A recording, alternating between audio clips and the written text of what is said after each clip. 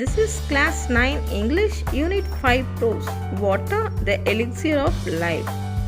In this essay, Water, the Elixir of Life, Sir C.V. Raman brings out how water is indispensable to plant and human life and how it also causes evils like soil erosion. He also tells excess of water can be preserved for good purposes. In the first part of the essay, Raman talks poetically of the beauty of water. Water trickling down the rocks or water collected in small ponds that satisfy the thirst of passing cattle or beautiful sights. Big tanks play a vital role in South Indian agriculture. Much of the rice is grown under them. It is a beautiful sight to watch the sun rise or set over them. One of the most remarkable facts about water is that it carries silt to far off places where it is finally deposited. The land where silt is deposited is usually very fertile. The silt that mixes with the salt water of the sea precipitates rapidly. The color of the water changes successively from the muddy red or brown to yellow and green and finally to the blue of the deep sea. These varying shades are also fascinating.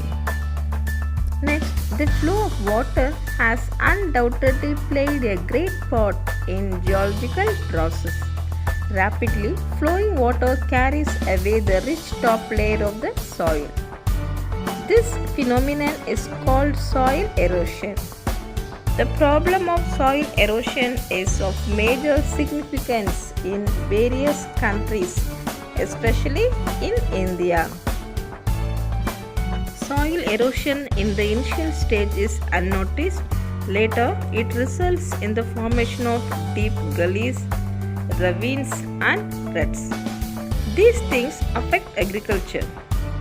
The terracing of the land, the construction of bunds to check the flow of water, the practice of contour cultivation and the planting of some types of vegetation are the measures that can be used to check soil erosion. Water. Water is the basic of all life. Every animal and plant contains water in its body.